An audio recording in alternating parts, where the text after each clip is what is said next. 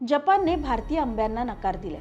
हो, 2026च्या आंबा सीझनमध्ये भारतातून जपानला जाणाऱ्या ताज्या आंब्यांच्या आयातीवर जपानने प्रभावीपणे बंदी घातली आणि त्यामुळे हापूस, केसर, लंगडा आणि बगनपल्लीसारख्या भारतीय आंब्यांच्या शिपमेंट्स पूर्णपणे विस्कळीत झाल्यात. पण हा फक्त व्यापाराचा विषय नाहीये, कारण भारतासाठी आंबा ही ओळख आहे आणि हजारो शेतकरी आणि एक्सपोर्टर्सच्या उत्पन्नाचा आधार आहे. विशेष म्हणजे 2025-2026 या आर्थिक वर्षात गुजरातचा केसर आंबा हा जपानला होणाऱ्या भारतीय आंबा निर्यातीमधला सर्वात मोठा हिस्सा ठरला होता. जपानला भारताने फ्रेश आणि प्रोसेस्ड मँगो प्रोडक्ट्स मिळून असे एकूण जवळपास $1.54 मिलियन निर्यात केली होती. त्यात केवळ केसर आंब्याची निर्यात जवळपास $0.2 मिलियन इतकी होती. म्हणजे जपान हा भारतासाठी सर्वात मोठा मार्केट नसला तरी तो एक प्रीमियम आणि हाय व्हॅल्यू मार्केट मानला जातो. भारताच्या सर्वात मोठ्या मँगो एक्सपोर्ट डेस्टिनेशन्समध्ये अमेरिका, UAE, ब्रिटन, नेदरलँड्स आणि सौदी अरेबिया यांचा समावेश होतो. पण जपानचं महत्त्व वेगळं आहे, कारण जपानमध्ये क्वालिटी स्टँडर्ड्स अत्यंत कठोर आहेत आणि आता हाच मुद्दा भारतासाठी मोठी डोकेदुखी ठरतोय. मार्च 2026 मध्ये जपानी प्लांट क्वारंटाईन अधिकाऱ्यांनी भारतामधल्या मँगो ट्रीटमेंट फॅसिलिटीजची तपासणी केली आणि या तपासणीत फ्युमिगेशन आणि डिसइन्फेक्शन प्रक्रियेमध्ये अनेक त्रुटी आढळल्या. सोप्या भाषेत सांगायचं तर परदेशात फळं पाठवण्यापूर्वी त्यांच्यावर विशेष प्रक्रिया केली जाते, ज्यामुळे त्यात कीटक, अळ्या किंवा रोग राहणार नाहीत. पण जपानी अधिकाऱ्यांना भारतामधल्या ट्रीटमेंट स्टँडर्ड्समध्ये कमतरता दिसली आणि त्यानंतर परिस्थिती झपाट्याने बदलत गेली.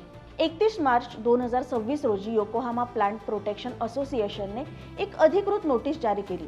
या नोटीसमध्ये सांगण्यात आलं की 25 मार्च 2026 नंतर भारतात जारी केलेल्या इन्स्पेक्शन सर्टिफिकेट्स असलेले मँगो कन्साइनमेंट्स जपानमध्ये एंट्रीसाठी स्वीकारले जाणार नाहीत. म्हणजेच 25 मार्च नंतर पाठवलेले शिपमेंट्स थेट अडकलेले आहेत. हा एक मोठा धक्का आहे, कारण 1986 मध्ये जपानने भारतीय आंब्यांवर बंदी घातली होती.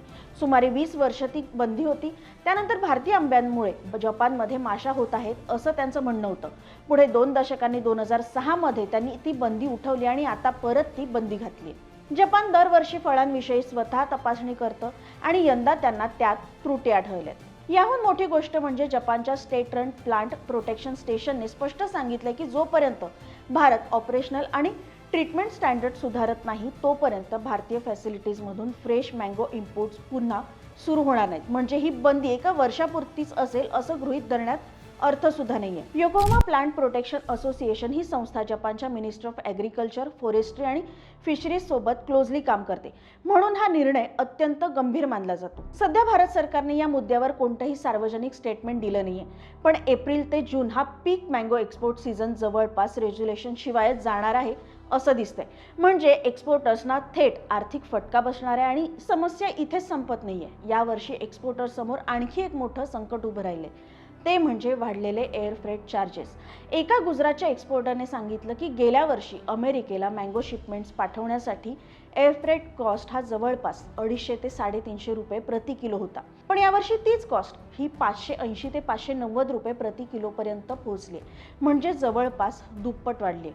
यामागे कारण काय आहे तर वेस्ट एशियामधला संघर्ष, वाढलेल्या एव्हिएशन फ्युएल प्राइसेस आणि एअरलाईन रूट संदर्भातल्या अनिश्चितता, या सगळ्यांचा थेट परिणाम भारतीय एक्सपोर्टर्सवर होतो. कारण एअरलाईन्स अनेकदा फार्मास्युटिकल प्रोडक्ट सारख्या अधिक महाग कार्गोला प्राधान्य देतं आणि त्यामुळे पेरिशेबल म्हणजेच लवकर खराब होणाऱ्या मँगो शिपमेंट्स अडकतात. या संपूर्ण प्रक्रियेत आणखी एक महत्त्वाचा मुद्दा येतो, म्हणजे जपानला आंबे एक्सपोर्ट करण्यासाठी भारतातून फायटोसॅनिटरी सर्टिफिकेट आवश्यक असतं. हे सर्टिफिकेट फरीदाबादमधल्या directorate of plant protection, quarantine and स्टोरेजकडून जारी केलं जातं.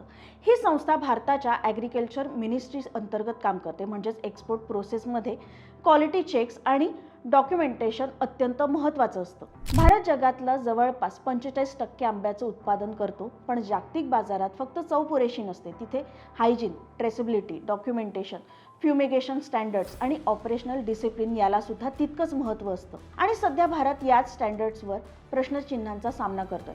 जर भारताने हे स्टँडर्ड सुधारले नाही तर जपानसारख्या प्रीमियम मार्केट्समध्ये थायलंड, पाकिस्तान, व्हिएतनाम किंवा तैवानसारखे देश भारताची जागा घेऊ शकतात. म्हणजे फक्त एका प्रोसिजर फेलियरमुळे भारताचा मार्केट शेअर कमी होऊ शकतो. सध्या भारतीय अधिकारी आणि जपानी अथॉरिटीजमध्ये यांच्यात चर्चा सुरू आहे. पण तोपर्यंत भारतीय आंब्यांचा जपानी मार्केटमधला प्रवास जवळपास थांबलेला आहे आणि भारतीय आंबा जगभरात गोडवा पसरवतो, पण जागतिक व्यापारात फक्त गोडवा पुरेसा नसतो. तिथे ट्रस्ट, स्टँडर्ड्स आणि कन्सिस्टन्सी सुद्धा लागते आणि कदाचित जपानचा हा निर्णय भारतासाठी एक मोठा वेकअप कॉल ठरू शकतो. तुम्हाला काय वाटतं? भारताने एक्सपोर्ट स्टँडर्ड्सवर अधिक कठोर नियंत्रण आणायला हवं का? तुमचं मत आम्हाला कमेंट्स करून नक्की सांगा.